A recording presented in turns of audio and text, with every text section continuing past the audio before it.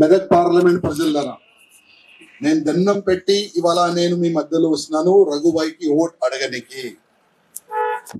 ఒక నమ్మకం ఉంది, వేరే పార్టీలకి మీరు అవకాశం ఇస్తున్నారు.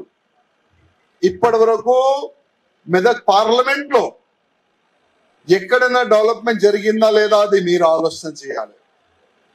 దాదాపు 10 సంవత్సరాల నుంచి మన తెలంగాణలో ఏ కాన్స్టిట్యున్సీ కానీ, ఏ పార్లమెంట్ కానీ, ఏ గల్లీ కానీ, ఏ జిల్లా కానీ ఇవాళ డెవలప్మెంట్ అవుతుందంటే అది కేంద్రం ఫండ్ వల్లనే.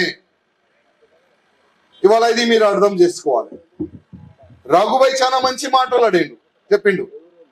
ఇవాళ టిఆర్ఎస్ కానీ కాంగ్రెస్ కానీ ఆ ఇద్దరు క్యాండిడేట్ గురించి చాలా మంచి చెప్పిండు.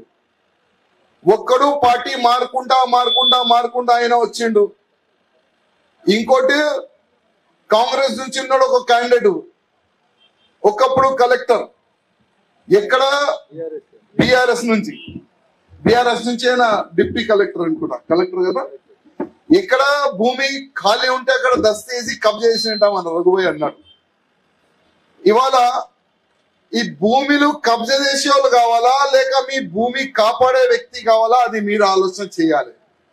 దాదాపు రఘుబాయ్ నా ఎంబడి దుబ్బాక ప్రజలు ఆశీర్వాదం ఇచ్చిన తర్వాత ఆయన అసెంబ్లీలో నిలబడిండు.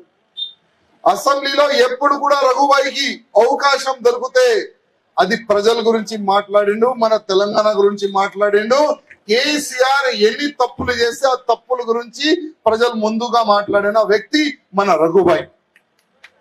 ఇవాళ ఇంత మంచి క్యాండిడేట్ ని భారతీయ జనతా పార్టీ మన మోదీ గారు ప్రత్యేకంగా, రఘు నువ్వు పార్లమెంట్ కొట్లాడాలి, నేను ఇస్తున్నా నీకు బీఫామ్ అని డైరెక్ట్ మన ప్రధానమంత్రి మోదీ గారు, మన కిషన్ రెడ్డి గారు అందరు ఆశీర్వాదం దొరికిన తర్వాతనే ఇవాళ మెదక్ పార్లమెంట్ నుంచి ఇవాళ పోటీ చేస్తుంది.